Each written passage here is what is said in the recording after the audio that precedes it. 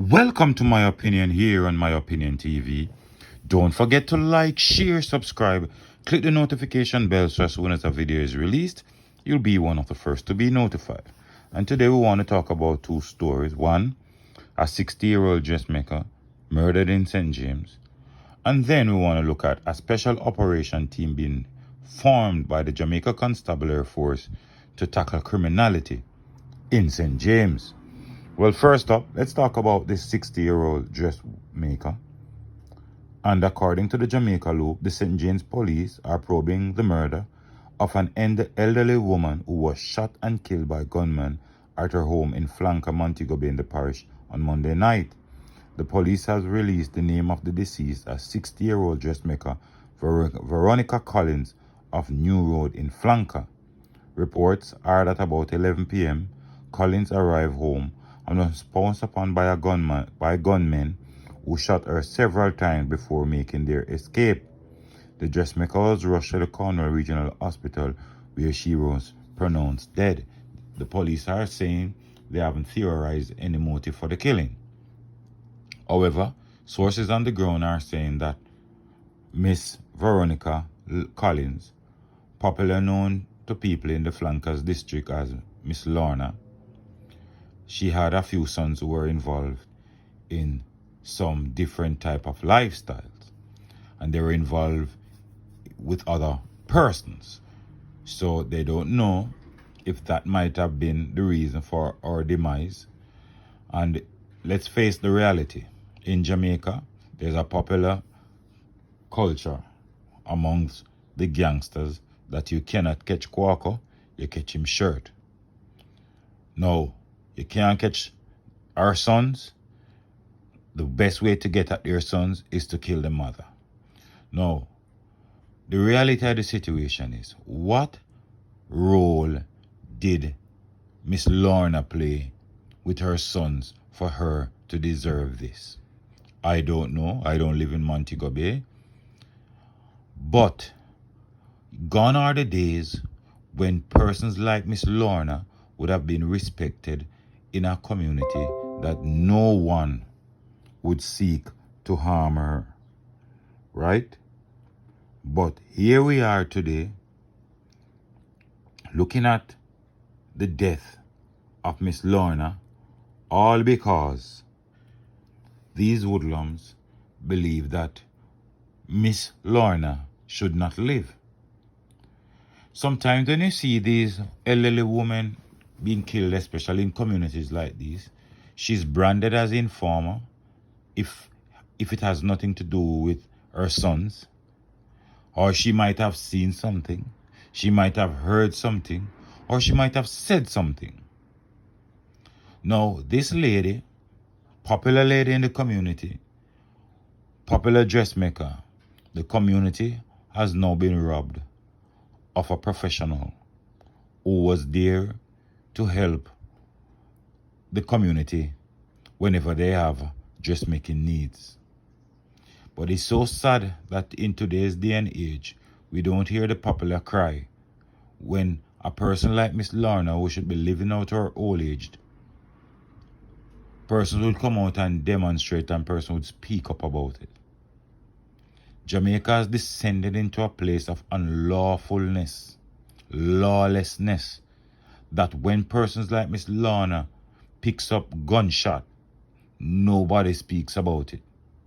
Nobody demonstrates about it.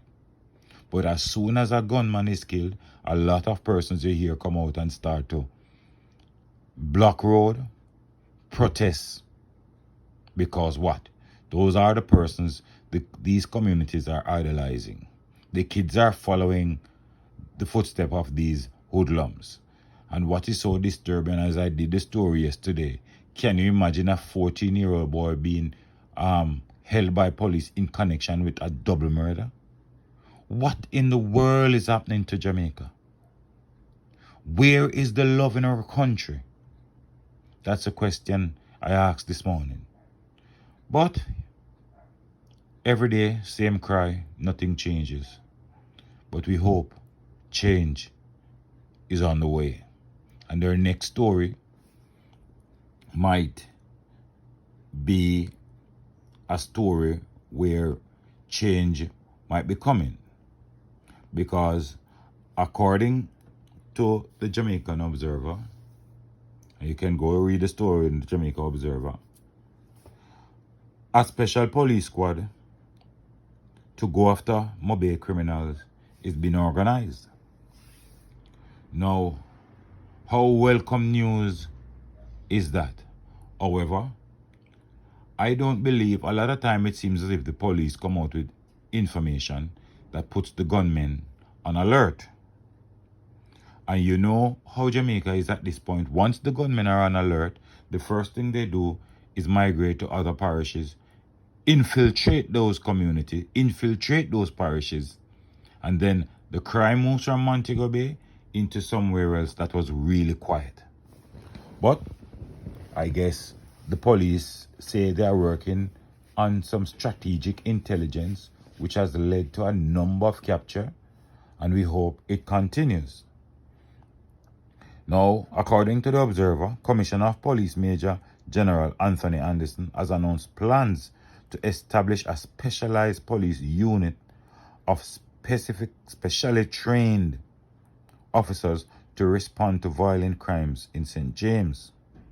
The police commissioner did not provide a timeline for the establishment of the specialized police unit, however, but revealed that it was going to be based at Montego Bay Hills in the parish.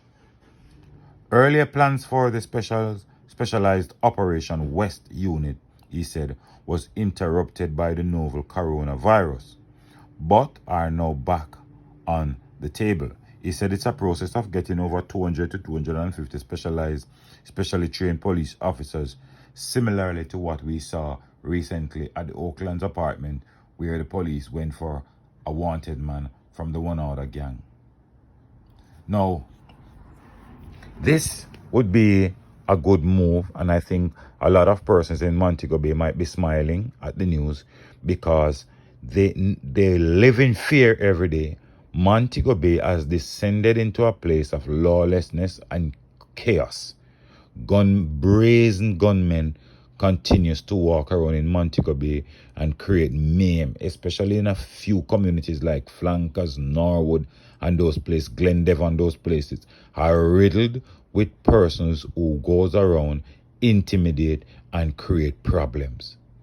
Now, with the SWAT team, we all know how powerful and how dangerous the SWAT team is, because as we have heard, is that whenever the SWAT team turns up at the gate of some of these criminals, it's the first time they will see them, and it will be the last time they will see them. Well, something has to be done, and some normalcy must be restored.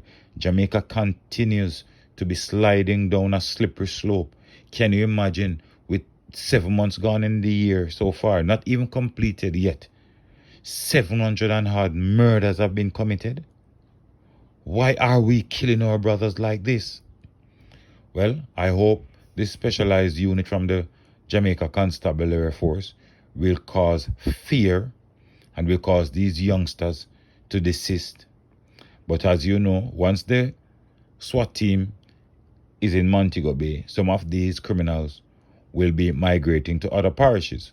But when they migrate to other parishes, it's for persons now to get vigilant when they see new faces in their communities and call the police.